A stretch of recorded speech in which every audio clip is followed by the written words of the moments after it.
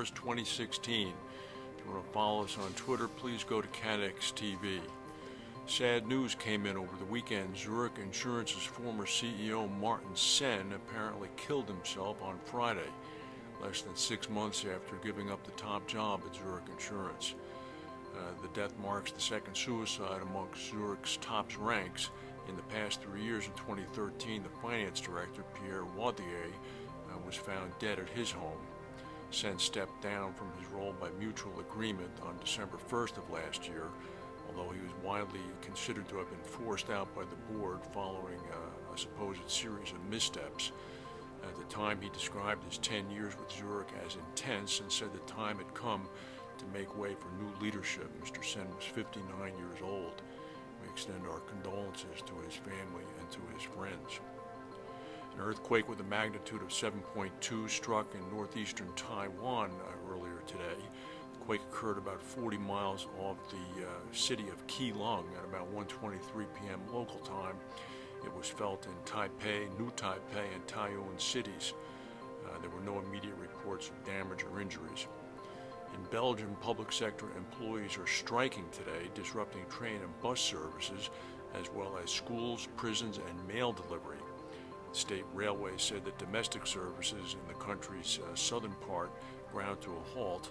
A demonstration is planned by labor unions in Brussels this afternoon. The unions are protesting austerity measures, including an increase in the retirement age. Eurostar says that its trains are running on time from London. At least 3 people have died after severe storms battered southwest Germany over the weekend. Water raged through the little town of Braunschweig, picking up cars and sending them hurtling through the narrow streets. Residents said that the streets were flooded by up to 9 feet of water and that some of the cars that floated past still had people inside. The storms that hit Germany are just the latest in a series of storms that have caused difficulties in Europe over the weekend. On Saturday, 11 people were injured after being struck by lightning during a birthday celebration at a Paris park. The group had been taking shelter under a tree when lightning struck, which is not the right thing to do.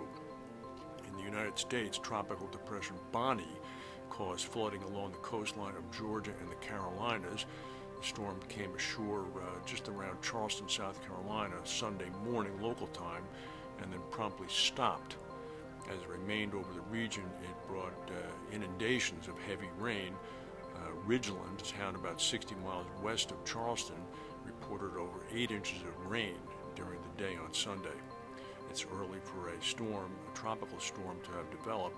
Bonnie developed on the 28th of May, just a few days before June 1st, tomorrow, which is the start of the hurricane season.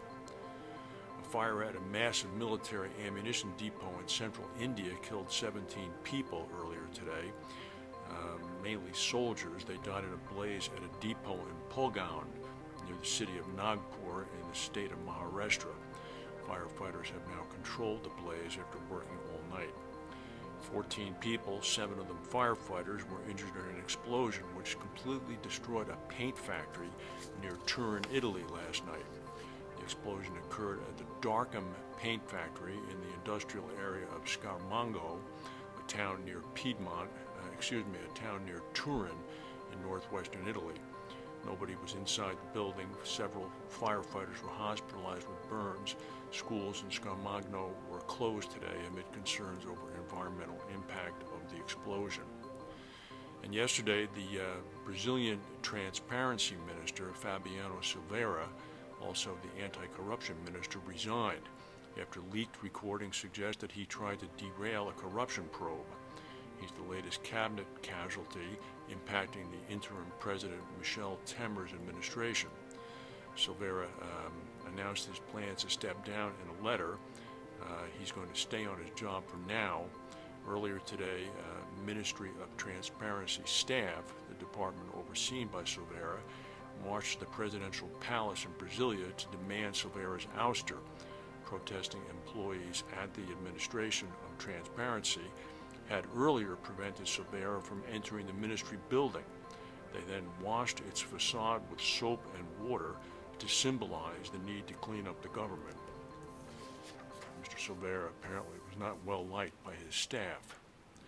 That's the news for today. If we have any breaking news, we'll come back and tell you. Thank you for watching, and we'll see you tomorrow.